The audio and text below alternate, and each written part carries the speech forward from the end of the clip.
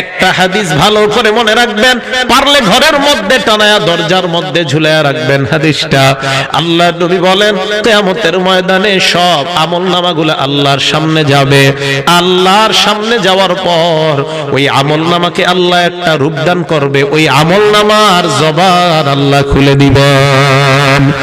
তাজিউস সালাহ, নামাজ আল্লাহর কাছে যাবে, যাওয়ার পর বলবে আল্লাহ আনাস সালাহ, আমি নামাজ। আল্লাহ বলবে ইন্নাকি আলা খায়র, তুমি কল্যাণের উপর আছো।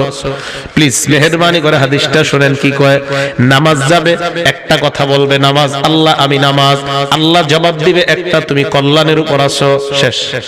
এবার যাবে সদকা, সদকা গিয়ে বলবে ইয়া রব্বি আনাস সদকা, আমি সদকা। আল্লাহ বলবে ইন্নাকি আলা খায়র, তুমি কল্যাণের উপর আছো। সদকাও কথা বলবে একটা, আল্লাহ জবাব দিবে একটা।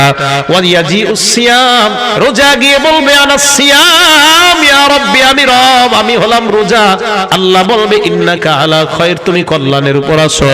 রোজাও বললেন এক কথা, আল্লাহ জবাব দিলেন একটা। হাজার হাজার অন্যান্য আমলগুলা আল্লাহর সামনে গিয়ে বলবে আল্লাহ আমি অমুক আমল। আল্লাহ বলবে তুমি কল্যাণের উপর আছো, তুমি যাও। ওয়াজিউল ইসলাম, আল্লাহর নবী বলে ইসলাম আসবে, আসার পর আল্লাহর সামনে গিয়ে কথা বলবে দুইটা। আগের গুলা মন দিয়ে শুনে।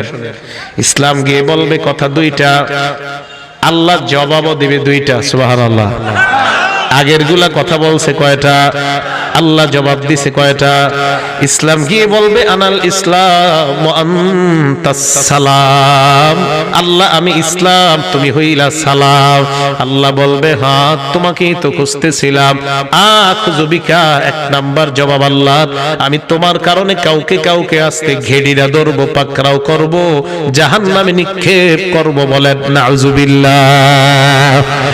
দুই নাম্বার জবাব বিকা, আবার তোমার কারণে অসংখ্য অগণিত বান্দা আমি আল্লাহ যাদেরকে জান্নাতের মেহমান বানায় দিব। এই হাদিসের মাধ্যমে নবী বুঝায় নামাজ পড়বে, রোজা রাখবে, যাকাত আদায় করবে, সব করবে, কিন্তু লোকটার মধ্যে ইসলাম নাই। কি নাই? কি নাই? কারণ নামাজও পড়ে, নামাজও পড়ে আবার শিরিকও করে।